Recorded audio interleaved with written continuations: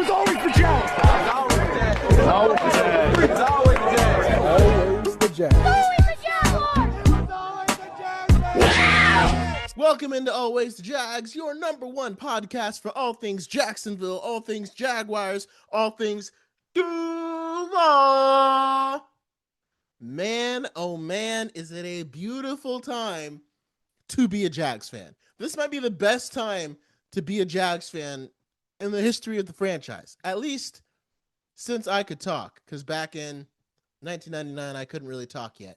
So it was hard to be that excited about anything or talk about anything right then because I didn't know how to talk yet. I was 2, by the way, in case anybody's confused about that. I was born in 97.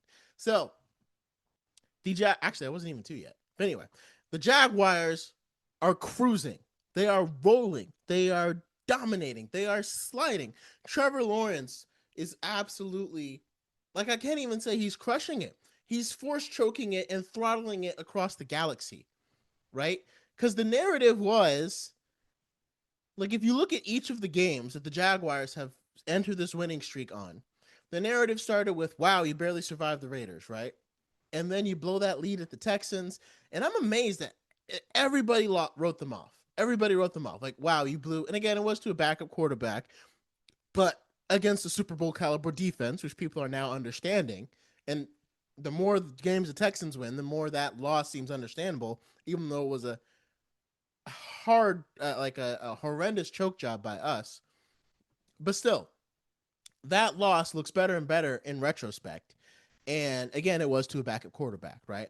So you come out of that game, and I think Liam Coen was right. I think the Jaguars don't have. I think that game was good for the Jaguars because I think we don't take out our frustration on the Chargers the next game and go 35-6.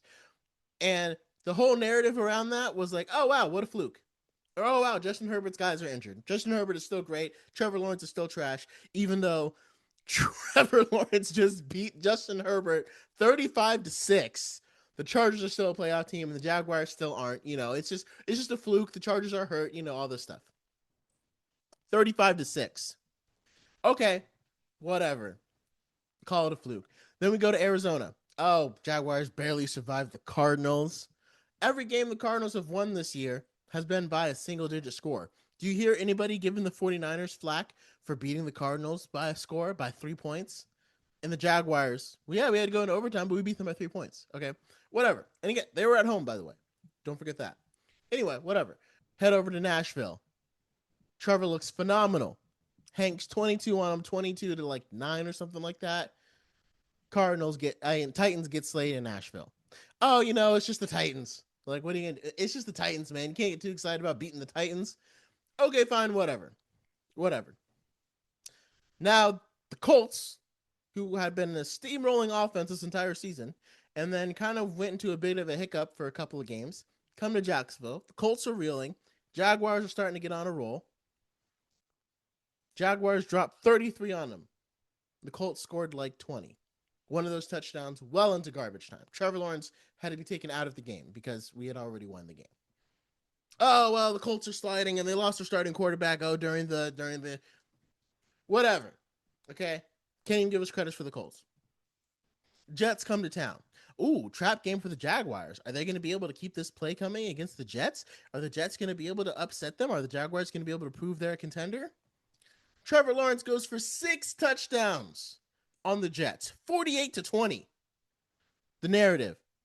Oh, well, you know, it's the Jets. Like, you know, we can't give Trevor Lawrence his flowers. He just beat the Jets. He just did exactly what we told them they were. All the Jaguars did was exactly what we told them to do if they want to prove that they are in contending status, which is dog walk the Jets. Okay, fine. Now the ultimate test comes. The number 1 team in the AFC. One of the top 3 defenses in the league.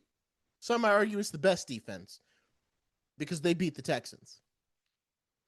In Mile High, one of the hardest places to play because it's hard to get used to.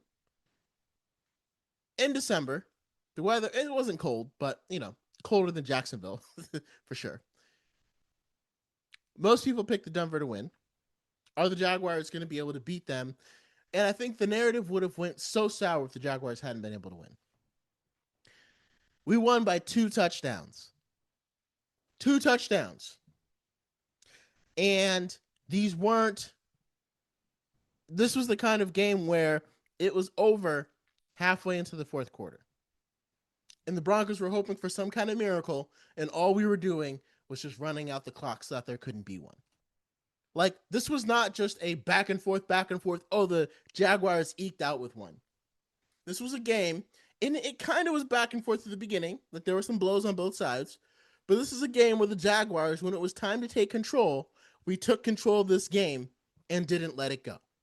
When the Broncos went up to, first of all, we got up to a 17-10 lead by kicking a long field goal right before half. When the Broncos tied it with a touchdown of their own, 17-17, what did we do? Better yet, what did Trevor Lawrence do? Took us down the field and put us up 24-17. Now the pressure's back on the Broncos to score. I can't remember if that was the fumble or if we just got them to a 3-and-out. And then we go down and we score again. And after that moment, it was essentially, that was all she wrote. Once we went up 31-17, Broncos tried to fight back. We ended up putting up another field goal on them, 34-17. And when you have a good defenses are not built to come from behind. I know the Texans did that, right? But even still, in general, good defenses are not built to come from behind, because most good defenses, you start by stopping the run, but when you're ahead, it gives you the ability to tire out a defense by running the ball on them, because that's the best way to tire out a defense. Just keep running the ball. And we did that, and we drained the clock. Everybody's talking about, before this game, the narrative was, yeah, Trevor Lawrence had 4 touchdowns against the Jets, but did you see Bo Nix had 4 touchdowns? I mean, yeah, Trevor Lawrence had 6 touchdowns against the Jets, but did you see that Bo Nix had 4 touchdowns against the Packers? I mean, come on. That's impressive. That's crazy. And, like, yeah, it was impressive. I don't give Bo Nix his flower. I don't think he played poorly in this game. But then what a response by Trevor to go out and put 4 touchdowns on the Broncos. I was literally watching an episode of First Things First, right? And he had his Mahomes Mountain. And he had Trevor, I think it was like about the above the middle tier. I think there was like 3 guys. Nick Wright was talking about Trevor, and he had Bo Nix right below him. And another analyst went back and forth with him for 5 minutes about, Bo Nix needs to be higher than Trevor. You need to swap Bo Nix and Trevor. I know Trevor had 6 touchdowns, but it was against the Jets. Bo Nix had 4 touchdowns against the Packers. We need to swap them, because that doesn't really make sense. His entire argument was that Bo Nix had 4 touchdowns against the Packers, which is a much better team than Trevor having 4 touchdowns against the Jets. And then Trevor goes into Bo Nix's stadium and drops 4 touchdowns on Bo Nix's team, on his defense. Like, there's no better way to respond. It's absolutely glorious.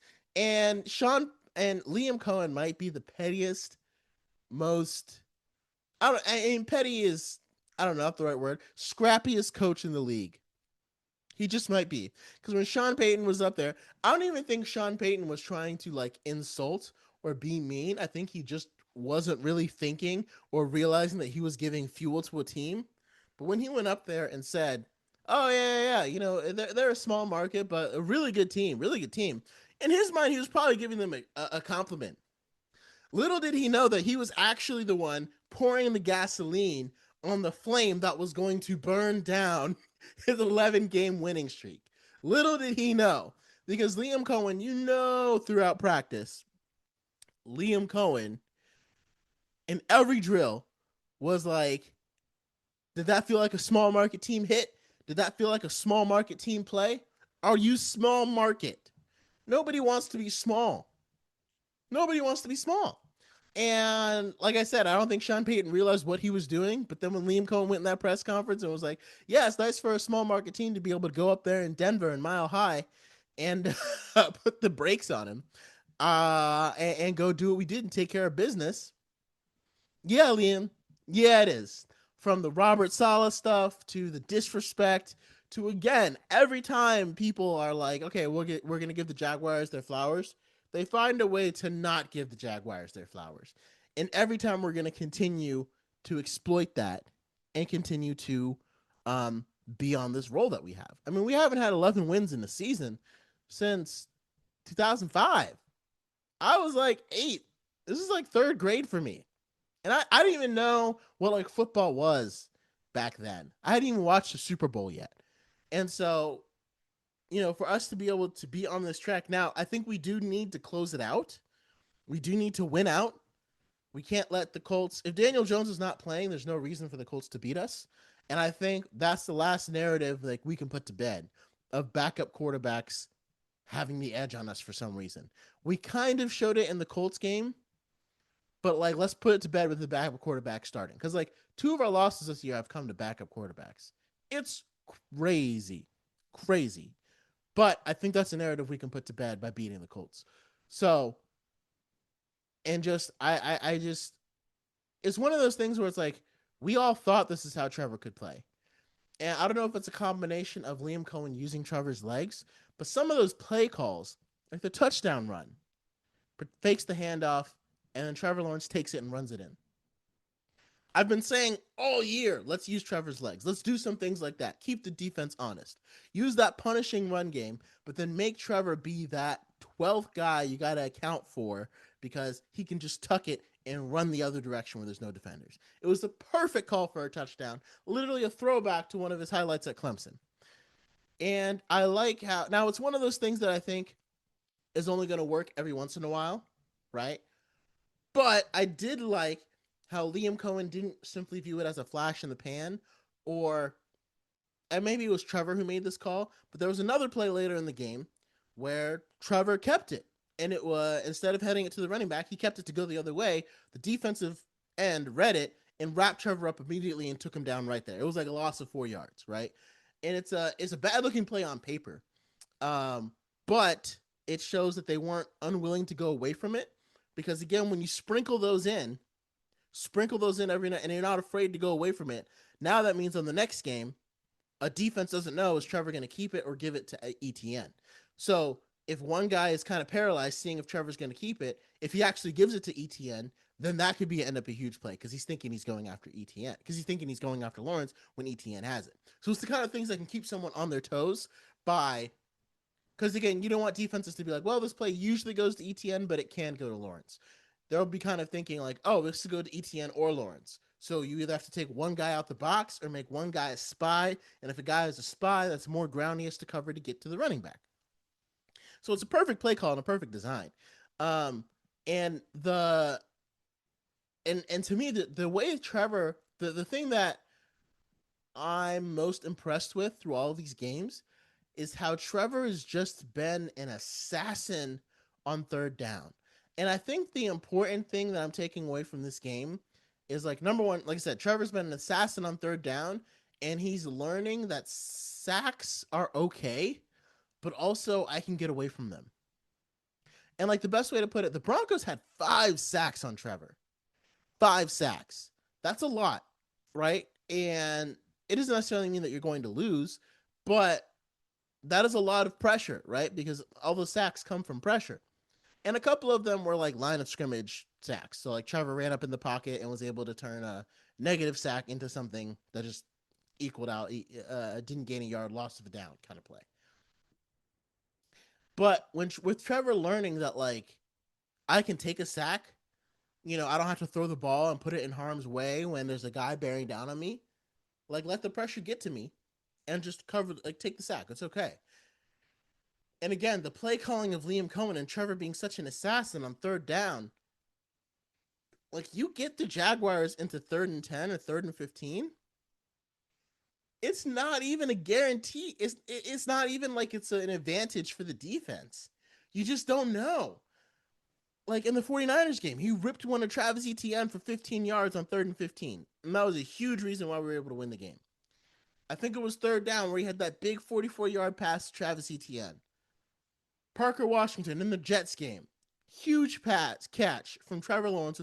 Trevor Lawrence is falling backwards. That was the catch that made people like drop their jaws during that Jets game. In this game, the 3rd down conversion that kept it alive, that awoke in this team, is when Trevor avoided a pair of sacks, rolled out, and Parker Washington was where he needed him to be, and they connected. I think it was 3rd and 8. And that was the play that was able to kickstart our offense and get us going once we got that first down.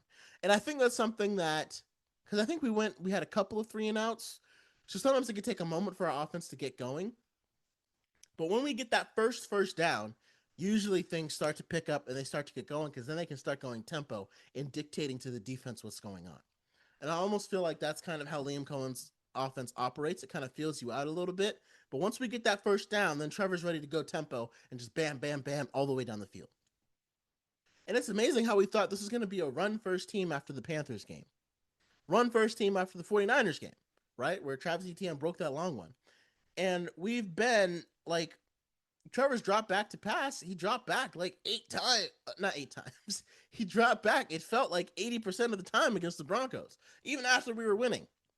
And I don't know if Liam Coen is like shifting to a pass first. I don't know if he's allowing Trevor to check out of runs and go to the pass instead, or this is just the way the offense is operating. As long as we are winning games, that's all that matters. Because again, the thing that we're showing is like you can't stuff the box. And that was the thing. It was like the last few games, people have been, okay, we're going to stack the box and force Trevor to beat us with our arm. And he's been doing that relentlessly, right? And even Denver was pretty stout against the run against us. But Trevor kept dicing them up. Here, dicing them. So, and you know, and the defensive coverage is like, you could tell other teams still feel like Brian Thomas Jr. is the number one wide receiver. And that's why they had Surtain on him. And again, I don't think we necessarily need to have a number one, number two hierarchy. They're just different roles. And everybody's playing the role that they need to play in this offense. Jacoby Myers does the stuff over the middle, does the dirty work. Brian Thomas Jr. is the outside deep threat. He works outside. He's the big play machine, big playability you got to keep track of. ETN is dangerous out in the flat because he's got the shiftiness, like on this touchdown run. Brenton Strange has a great blocker, great hands, so he can fake like he's going out to a block and then get down for a big gain. And then Parker Washington fills in the creases of everything else that needs to be done. And man, did Parker Washington do that this week. 145 yards. Absolutely insane. And it's all predicated because of that. And I think it's just the play action game that's really doing it. And a lot of times Liam Coen, like there'll be a lot of there's been a lot of drives this year on games that we've lost or barely won where like it's been like run, no gain, run 1 yard, now we're in 3rd and long, incomplete pass, 3-and-out, right? And I think Liam Coen likes checking into play action at first, because even if you complete a check down and just pick up 5 yards, that feels better because now it's 2nd and 5. So even if it's 1st and 10 and you check into a pass and just kind of use a check down as an extension of the run game, it at least gets the offense going, get some yards, and then you can really start to up tempo. So this is just a fantastic all-around win. I mean, and the fact that, again, going back to BTJ and Patrick Surtain, they literally moved Surtain to Parker Washington at one point. And Surtain fell down, and Trevor just missed Parker. Parker could have had a 35, 36-yard completion on Pat Surtain, but he fell. But Trevor just missed him. And even in a game where Trevor had a miss like that, like, again, if this game was close, that miss would have killed us. It would have been like, oh, what if? But it wasn't. Still beat him by 2 touchdowns. And like, you know, some pundits have pointed out, the defense played well when we needed to. Like we got that fumble, but like that back shoulder touchdown to Courtland Sutton, you know, he had the leverage and we had the pressure getting to him, but he had the outside leverage on the defensive back.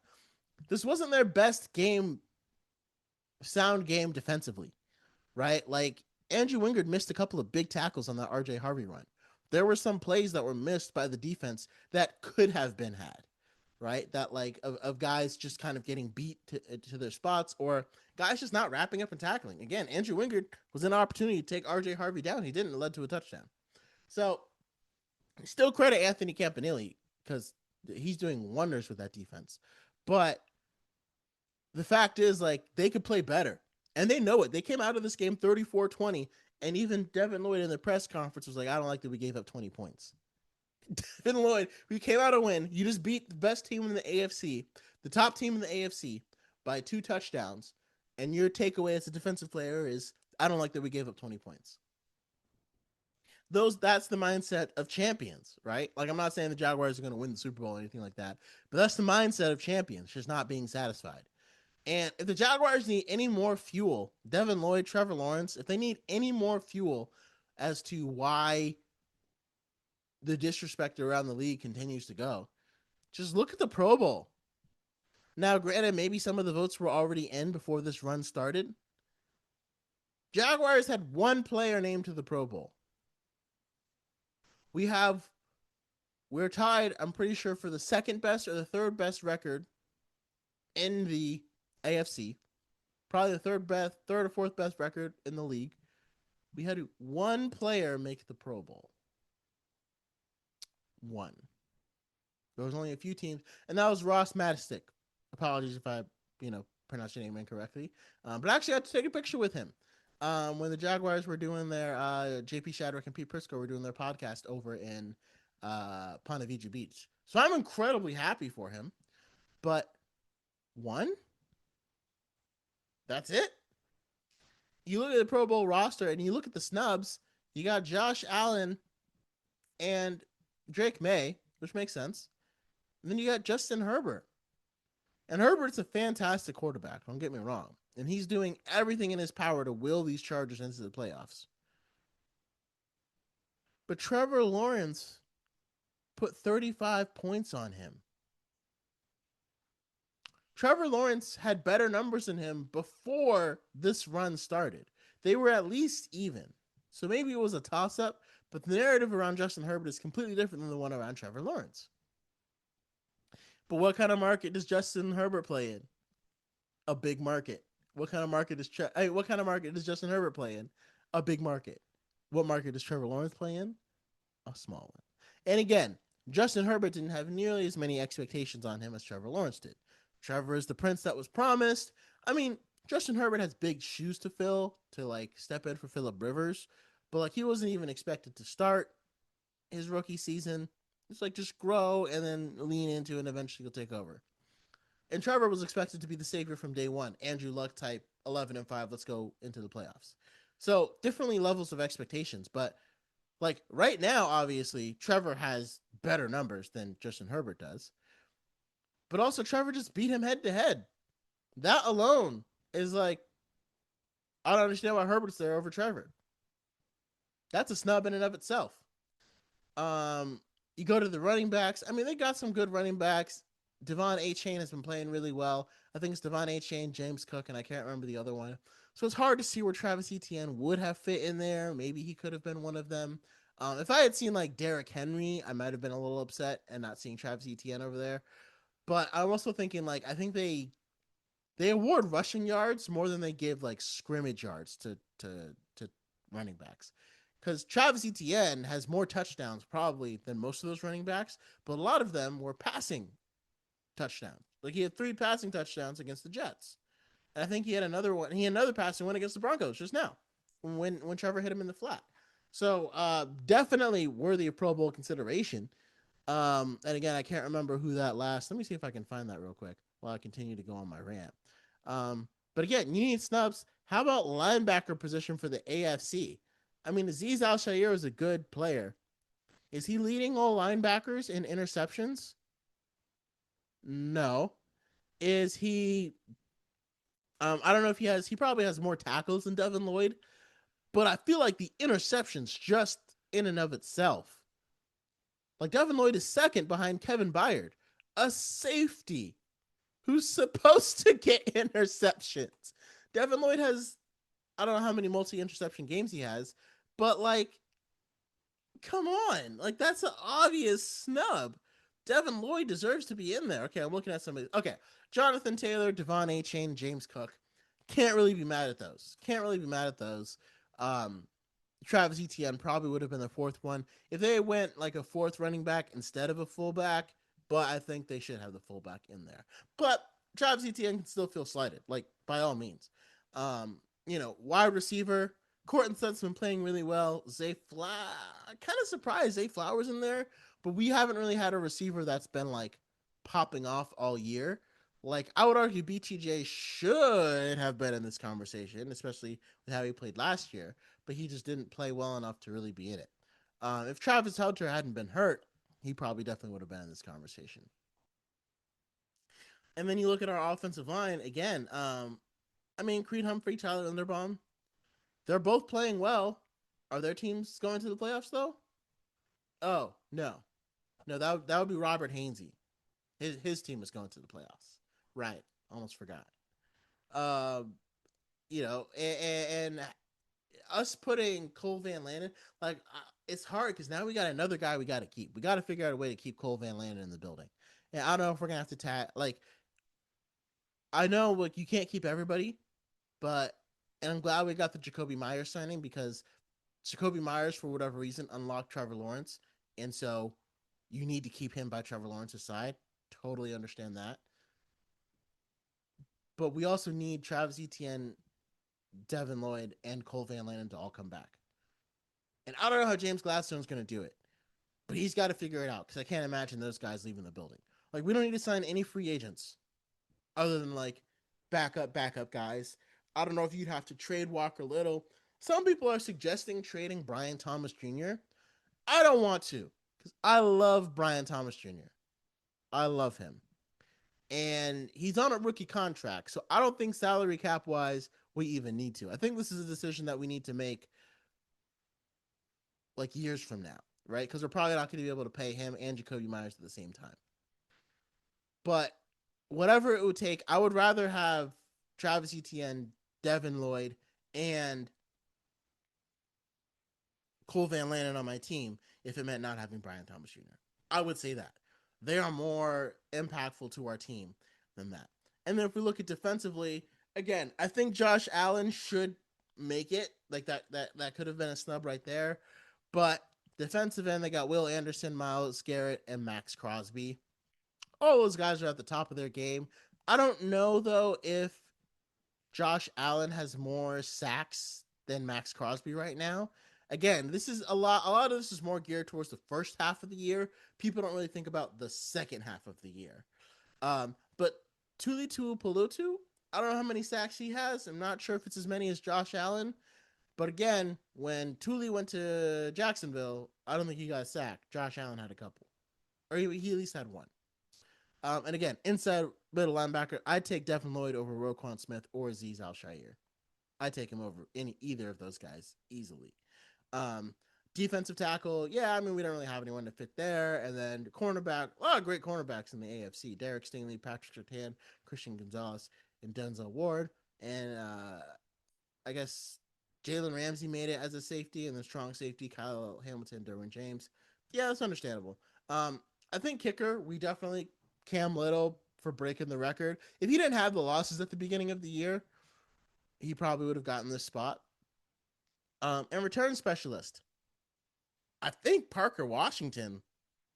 I'm almost like if we had won that Houston game, I think Parker Washington would have been the guy because I'm pretty sure he has more touchdowns than Shamiri Adike does from punt returns. Now he's a great returner, don't get me wrong, and I'm glad the Titans could get somebody, but they already had Jeffrey Simmons, so I don't know. Huge snubs by the part of everybody, and we know Travis Kelce got in because all the Swifties just voted for, just voted for him in, for Taylor Swift and everything. But obviously, huge snubs in the Pro Bowl. So there's just no other way to put it. And the Jaguars should feel very slighted. And no matter like now, pundits are starting to say Jaguars might be a legit Super Bowl contender. And I think we need to look at that Pro Bowl roster and get more pissed off and go take that out against the Colts. So let's talk about, because we got to talk about how we're going to beat these Colts again. Because, again, the expectation should really be a sweep. Daniel Jones isn't playing. I don't know if Ward or Gardner will be back for this game, but the Colts defense was Swiss cheese. Brock Purdy carved them up. Now, Philip Rivers was also kind of carving up the Niners. And so that's something that we got to look at. I don't know if it'll be Phillip Rivers or Riley Leonard, though, because the Colts only have 2 more games. I think they know they're not making the playoffs, and so they might want to see what they have in Riley Leonard. But at the same time, you already saw him play against the Jags, and he did some nice things. Do you need to see him get destroyed by the Texans the week after? I don't know. So the Jaguars don't know who they're going to see. And it's going to be tough to, like, Phillip Rivers knows how to dice up a defense. The knowledge is still there. His body just doesn't always respond to what the knowledge is asking him to do. So the important thing is definitely going to be pressure, but also take away the deep throw. Take away the deep throw. That's what you have to do. I mean, not take away the deep throw. Take away the short throw, right? And don't let him, because he can't complete the ball more than 25 yards down the field. So just don't let him do that. Play press man, get up. Don't let him dink and dunk, because he is happy to dunk his way around the field alongside a running game. So that's what the Jaguars are going to have to do to prevent Phillip Rivers from taking off on them. And then as far as Trevor Lawrence, just keep doing your thing and playing mistake-free football. I mean, Trevor hasn't thrown a pick since the Cardinals game. It's crazy. And again, I'd argue, again, in that Cardinals game, that's why I think you need a stat called deflections, because a couple of those picks, someone else had their hand on the ball first. But Trevor hasn't had a pick since the Cardinals game. And we just got to keep that streak going against the Colts. And then we'll come out with a win. And again, continuing to put narratives to rest, because the media is quick and they love to bury the Jags. They love, the NFL is better, not better, but the NFL is happy when the Jaguars are in the dumps, when the Jaguars are in the trash heap. They enjoy dunking on them, dumping on them. It's like the little bro of the league. Let's just keep them in their place. So despite all the good things we've done this season, if we drop this one to the Colts, everybody's going to be ready to tear us apart and come for our heads. Same way it was when we lost to the Texans, when we lost that lead. Even though the Texans are a good team. We lost to the Rams. Rams are a good team. Lost to the Seahawks, Super Bowl contenders. Eviscerated for losing to really good teams. That's what happens to the Jaguars. And so the Colts are still a good team right now. Don't get me wrong. But their offense has been out of whack for a little bit ever since Daniel Jones went down. Partly because his hurt fibula, he was always a threat with his legs, and that kept defenses honest. Also, he can push the ball downfield a lot better than Phillip Rivers can. But if Phillip Rivers can find a way to dice up the Niners defense, he can find a way to dice up the Jaguars defense. Let's not if the Jaguars defense isn't on their P's and Q's. And again, thinking that like the Bo Nix Denver Broncos offense is going to be a step down from the Phillip Rivers Colts offense would be a mistake. And hopefully Devin Lloyd can keep that same mindset, and the rest of the defensive players are like, hey, giving up 20 points is not enough. Like in this game, Trevor and the offense are going to do their job, and they're going to run the ball. And DeForest Buckner came back, but it still didn't matter. I mean, the 49ers just carved them up like a Halloween pumpkin. And that's partially because Kenny Moore can't do it all from the slot. Like, you have 2 very good cornerbacks, but they're both out. So we've had to deal with injuries all year, right? Our team is finally getting healthy. And that's the thing, like with this dominant showing that's coming, like people forget, for most of the year, the Jaguars have been hurt. Like Brendan Strange just got back in the lineup. He's been out since the Kansas City game. Devin Lloyd left that game too. So like at the beginning of the year, when we were playing at our best, we had our best players on the field. They were healthy. And then they started getting hurt. We kind of went through a slump, but we still were able to come away with some incredible victories, like over the Chargers and over the Raiders. And now we're healthy, and now we're seeing what we can be. And oh yeah, Travis Hunter's coming back next year. So, but again, based upon the playoff landscape and based upon the fact that you went into the house with a big bad wolf and just took their lunch money, the goal should be all the way. Go get Liam Coen a ring in his first year. Go get James Gladstone a ring in his first year. And then we'll see what James Gladstone does if he decides to try to re-up everybody and bring it back for a second run. But now's the time. The chips are in place. And it's like the only thing our team is missing is a dominant cornerback duo. And we're going to get one piece of that back with Travis Hunter, because he's going to be our number 1 cornerback. So like right now, that's the only thing our team is missing as we gear up for this run. And so, but Anthony Campanile has done a great job of scheming around that. And Greg Newsome has held his own. So has Monteric Brown. And Jordan Lewis continues to make plays from the slot and go outside when needed. So we have the right pieces in order to at least keep winning.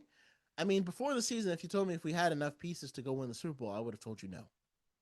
But if you told me Travis Hunter was healthy, if we had enough pieces to win the Super Bowl, right now I would have told you yes. Even though the safety position, again, could be more to be desired there, but based upon the way you've been playing as a unit. And this really shows, like, the fact that the Jaguars have one Pro Bowler shows that these are team wins. Everybody is playing their role and doing what they need to do to get to the quarterback.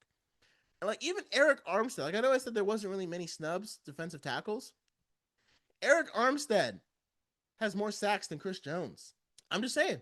He's got 5.5. Chris Jones has 4. So again, the snubs, you can continue to use that as fuel and continue to use that as fire to get better and to push ahead and to put this Colts team, unfortunately, in the dirt where they belong. It's just the way you have to view it in order to get to the top of the mountain. And so let me know your thoughts about the Jaguars. Let me know your thoughts about what we did to the Broncos, absolutely trampling them. And let me know your thoughts about these Pro Bowl snubs and whether the Jaguars have what it takes to get to the top of the mountain.